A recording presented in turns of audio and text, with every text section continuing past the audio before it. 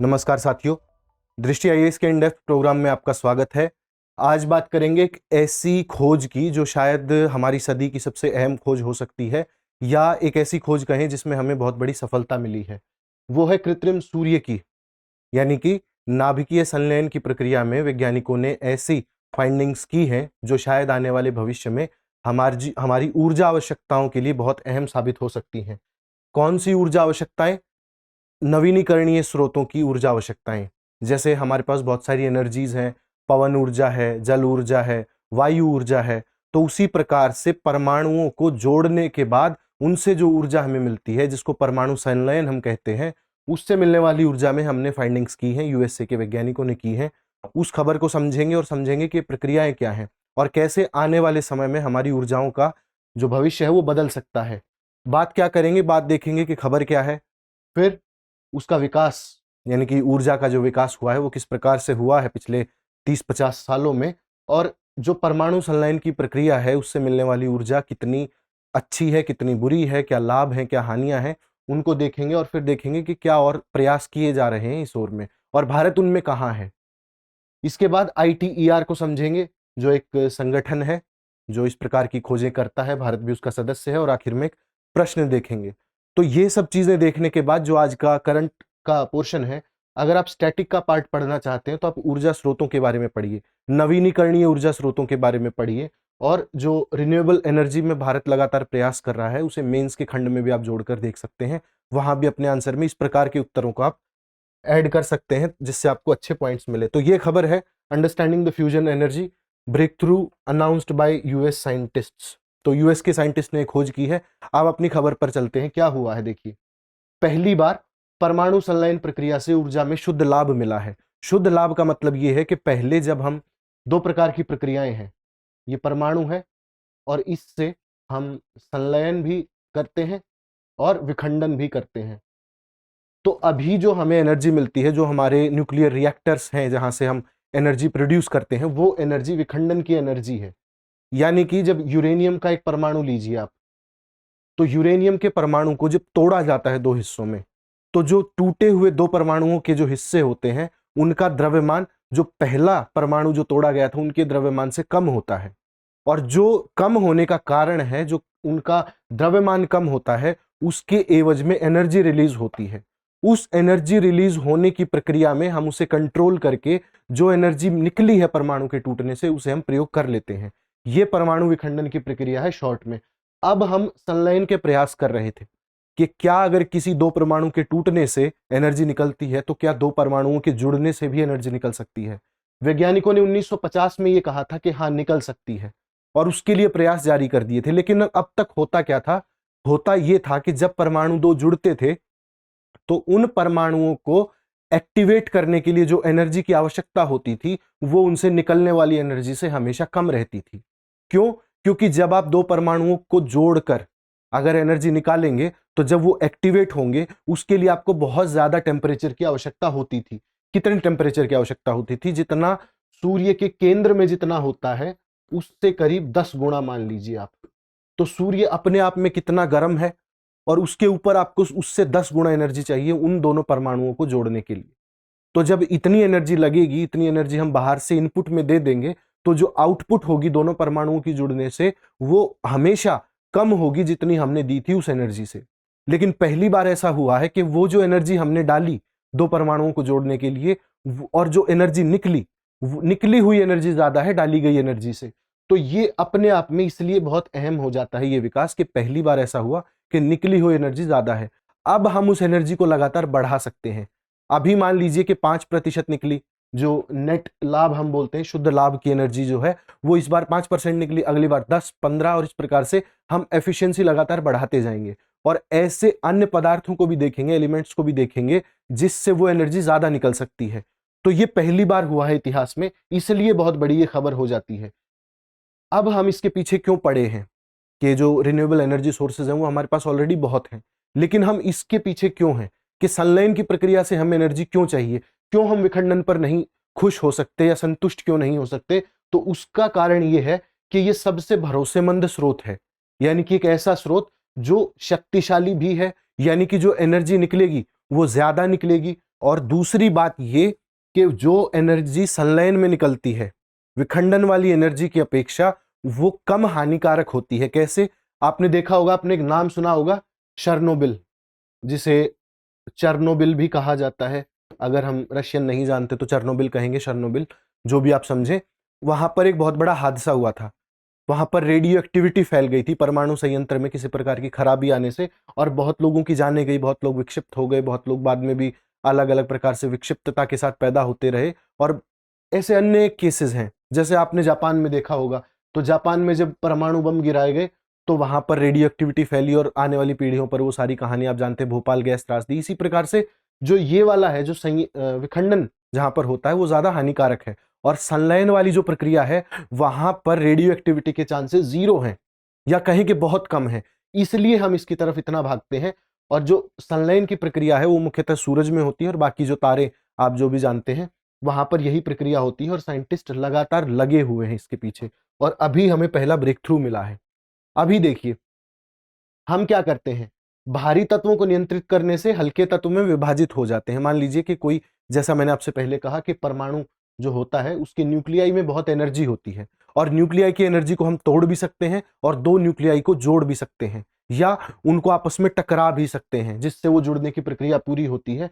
तो वही प्रक्रिया से अभी हम बिजली बनाने के रास्ते पर चल रहे हैं, और ऊर्जा बड़ी मात्रा में निकलेगी, जो विखंडन से ज्यादा निकलेगी। इसमें इसमें 2 प्रकार के हैं, एक तो ट्रिटियम है और एक यूरेनियम है। यूरेनियम हम मेनली जो फिजन की प्रक्रिया है उसमें यूज नहीं करते हैं, और इसे हम फिजन में यूज करते हैं, और न्यूक्लियर रिएक्टर में भी इसी प्रकार से विखंडन की प्रक्रिया को प्रयोग करके हम एनर्जी प्रोड्यूस करते हैं। अब आते हैं लाभ और हानि पर, कि क्यों हमें इसकी प्रक्रिया की तरफ जाना चाहिए और क्यों नहीं जाना चाहिए। तो लाभ तो मैंने आपसे कहा कि ऊर्जा अधिक निकलती है, कार्बन मुक्त होती है, जो हमारे प्रयास हैं एसडीजी गोल्स जो है, जो 2030 तक हम पूरे करेंगे, या भारत ने कहा कि 2070 तक हम नेट जीरो के टारगेट्स को पूरा कर लेंगे। तो वो टारगेट्स कैसे पूरे होंगे? अगर मान लीजिए इस प्रक्रिया में हमें कुछ बहुत ज्यादा प्रोग्रेस देखने को मिलती है, तो भारत हो सकता है कि आने वाले 2 से 3 दशकों में इस प्रकार से अपनी एनर्जी को डिस्ट्रीब्यूट करे कि वहां पर कार्बन प्रोडक्शन 0 हो। तो भारत को आवश्यकता नहीं पड़ेगी किसी अन्य ऊर्जा के स्रोत को रिप्लेस करने की। भारत ऑलरेडी सौर ऊर्जा की तरफ जा चुका है, भारत में जो पवन ऊर्जा है उसके काफी स्रोत हैं।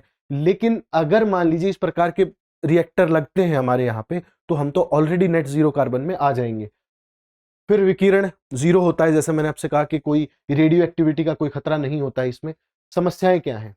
समस्या भी एक ही है कि उसमें एनर्जी बहुत ज्यादा इनपुट देनी पड़ती है। आप जब 2 परमाणुओं को आपस में मिलाने का प्रयास करते हैं तो उनको एक्टिवेट करने के लिए बहुत ज्यादा एनर्जी इनपुट आपको डालनी पड़ती है, और ये सबसे बड़ी समस्या है, क्योंकि हम जितनी एनर्जी डालते हैं उतनी एनर्जी कभी वापस नहीं ले पाए थे, पहली बार अभी हमने ली है। और सूर्य के केंद्र से, जैसा मैंने आपसे कहा, 10 गुना ज्यादा तापमान चाहिए, तो वो आप कैसे प्रोड्यूस करेंगे? उसके 2 तरीके हैं, आगे डिस्कस करेंगे कि कैसे उनको इनपुट दिया जाता है, वो कौन से 2 तरीके हैं। लेकिन अभी के लिए इतना तापमान लार्जर स्केल पर हमारे लिए देना बहुत मुश्किल का काम है। ये तो हम अभी लैब्स में कर रहे हैं, लेबोरेटरीज में कर रहे हैं, लेकिन जब हम मास स्केल पे करेंगे, जब हमारी ऊर्जा आवश्यकताओं के लिए हम इसे दैनिक कार्यों के लिए प्रयोग करेंगे, तो आप सोचिए कि कितना इनपुट हमें देना पड़ेगा। और अगर हमारे पास आउटपुट उसके बराबर या उससे कम निकला तो उसका कोई लाभ हमें होगा नहीं। ब्रेक इवन कहा जाता है इसको, यानी कि जितना आप डालते हैं उतना आपके पास वापस आ जाता है, तो वो बोलते हैं ब्रेक इवन। इस बार लेकिन ब्रेक इवन पर नहीं रहा, प्रयोग सफल रहा और हमने ज्यादा एनर्जी आउटपुट ली है। अब उसको बढ़ाने का प्रयास लगातार करेंगे, और वैज्ञानिकों का कहना है कि आने वाले 20 से 30 वर्षों के बीच में हम इस स्तर पर पहुंच जाएंगे, क्योंकि जो हमारा आउटपुट होगा वो 10 गुना या 15 गुना या हमेशा इनपुट से ज्यादा ही रहेगा, तो वो भी हमारे लिए लाभ की स्थिति होने वाली है। अब देखिए आगे क्या होगा, आगे क्यों नहीं बढ़ पा रहे हैं, समस्याएं क्या हैं? तो पहला तो है कि ये ऊर्जा प्राप्ति दशकों से हमारे लिए महत्वपूर्ण है, हम इस पे लगे हुए हैं, लेकिन प्रौद्योगिकीगत समस्याएं हैं। कैसे? अभी जो हम ऐसे संयंत्र बना रहे हैं, अभी जो लैब बनी है उसमें करीब 10 मिलियन पार्ट्स लगने वाले हैं। यानी कि ये जो रिएक्टर हम बनाएंगे वो अपने आप में इतना विस्तृत है, इतना विशाल है कि उसको बनाने में 10 मिलियन पार्ट्स लगेंगे। आगे आईटीआर का जिक्र करेंगे, वहां पर भारत एक मेंबर है, और हम बेसिकली जो उसके पार्ट्स होते हैं उसको डिलीवर करने के लिए सहभागी हैं। इस ग्रुप के 35 देशों का एक ग्रुप है। तो वहां हम पार्ट्स डिलीवर करते हैं और 10 मिलियन पार्ट्स हैं। अकेला भारत वो सारे पार्ट्स मैन्युफैक्चर नहीं कर सकता, ना सारे दे सकता है। तो आप सोचिए कि इतनी बड़ी जब इंजीनियरिंग की समस्या है, तो हाउस होल्ड्स में लगना या एक देश में रिएक्टर लगाना कितनी बड़ी समस्या हो सकती है, जब उससे हम कोई एनर्जी ही नहीं ले पा रहे हैं। तो अगर आउटपुट मान लीजिए 10 गुना ज्यादा है, तो समझ में आता है कि कोई देश इतनी मेहनत करेगा, इतनी अपने पैसा वहां पर लगाएगा या अपने मानव श्रम को वहां लगाएगा। लेकिन अगर आउटपुट ही जीरो है या ब्रेक इवन है, तो क्या फायदा उस चीज का। फिर है कि कमर्शियल स्तर पर अभी उतना उत्पादन नहीं है कि हम इसे प्रयोग कर पाए। फिर इनपुट ऊर्जा और जो आउटपुट है उसमें अगेन अंतर है। इनर्शियल फ्यूजन और चुंबकीय क्षेत्र, ये वो दो तरीके हैं। जैसा हमने आपसे कहा था कि एनर्जी इनपुट कैसे देंगे। मान लीजिए कि ये वो चैम्बर है जहां पर दो पार्टिकल्स हैं, तो इसको हम दो तरीके से हीट कर सकते हैं। जो सूर्य के केंद्र के ताप से जो 10 गुना ताप हम कहते हैं, वो इसके अंदर कैसे इन्फ्यूज करेंगे, उसके दो तरीके हैं। पहला है इनर्शियल फ्यूजन। आप किसी भी, जैसे जो हाई बीम होते हैं, लेजर बीम्स होते हैं, उनके जरिए इनको एनर्जी दी जाती है, या फिर चुंबकीय मैग्नेटिक फील्ड का उपयोग किया जाता है। मैग्नेटिक फील्ड और रेडिएशन दो ही तरीके हैं जिनसे अभी हम इतनी एनर्जी प्रोड्यूस कर सकते हैं लेजर बीम्स के थ्रू। अब देखिए कि ये जो इंस्टीट्यूट्स हैं, दो मेन इंस्टीट्यूट्स हैं जो इस पर काम कर रहे हैं। पहला तो है दक्षिणी फ्रांस में स्थित है, भारत उसका एक हिस्सा है, जिसे ITER कहा जाता है। इसका जिक्र हम आगे करेंगे, इसको समझेंगे, आप बस नाम यहां पर याद रखिए। और दूसरा है लॉरेंस लिवरमोर में एक उच्च लेजर बीम का उपयोग करके जड़त्वीय संलयन यानी कि इनर्शियल फ्यूजन। तो ये जो दो संस्थान हैं, ये जो दो संगठन हैं, ये अलग अलग प्रकार की प्रक्रियाओं का प्रयोग करते हैं। इसमें से जो लॉरेंस लिवरमोर है वो इनर्शियल फ्यूजन का यूज करता है, और दक्षिणी फ्रांस में स्थित जो ITER है, जो भारत का है, वो चुंबकीय क्षेत्र का यानी कि मैग्नेटिक फील्ड का प्रयोग करता है। और दोनों देश लगे हुए हैं अपने अपने तरीके से, जिसको सफलता मिल जाएगी और या जिसका एनर्जी आउटपुट ज्यादा होगा, फिर दुनिया उसी के रास्ते पर चल निकलेगी। इसके अलावा बहुत सारे देश हैं जो अपने अपने प्रयास करते हैं, अपने अपने जो एक्सपेरिमेंट्स वो करते रहते हैं, जैसे चीन, जापान, ब्रिटेन और दक्षिण कोरिया है। तो ये भी न्यूक्लियर फ्यूजन की प्रक्रिया में लगे हुए हैं। इनका भी कहना यह है कि हम आपके संगठन के भी हिस्सा हैं और हम अलग से भी अपनी लैब्स को लगाए रखें, क्योंकि आप समझ के देखिए कि अगर किसी भी देश को इसमें सफलता मिलती है, तो वो उसके लिए कितना बड़ा एक लाभ होगा अर्थव्यवस्था के स्तर पर भी। क्योंकि जब वो ये टेक्नोलॉजीज किसी को बेचने में सफल होगा, तो उसमें इन्फ्लक्स कितना होगा मनी का, ये आप समझ के देखिए। ITER का, जैसे मैंने आपसे कहा, 2035 से 40 के बीच में उनका मानना है कि हम रिएक्टर लगाना शुरू कर देंगे। किसी देश में 1, 2, 3 या फिर सब देशों की सहभागिता से, जैसे भारत में 1960 के दशक में लगे हैं, 70 के दशक में लगे हैं, कि दूसरे देशों की सहायता से, भारत ने रशिया की सहायता से भी लगाया हुआ है। तो विशेषज्ञों का कहना है कि सफल तो मैग्नेटिक फील्ड वाला रिएक्टर जो है वो होगा, यानी कि जिसका भारत हिस्सा है, क्योंकि उसका आउटपुट हमेशा ज्यादा रहा है। इसका एक और प्रयोग भी हो सकता है, उससे न्यूक्लियर वेपन्स बनाए जा सकते हैं। और जैसे मैंने आपसे कहा कि जो न्यूक्लियर फ्यूजन की प्रक्रिया है, जिससे अभी हम परमाणु बम बना चुके हैं, तो परमाणु बम से भी 10 गुना पावरफुल बम ये होगा, अगर इसकी एनर्जी का हम सही प्रयोग कर पाए और इसमें सफल हुए। तो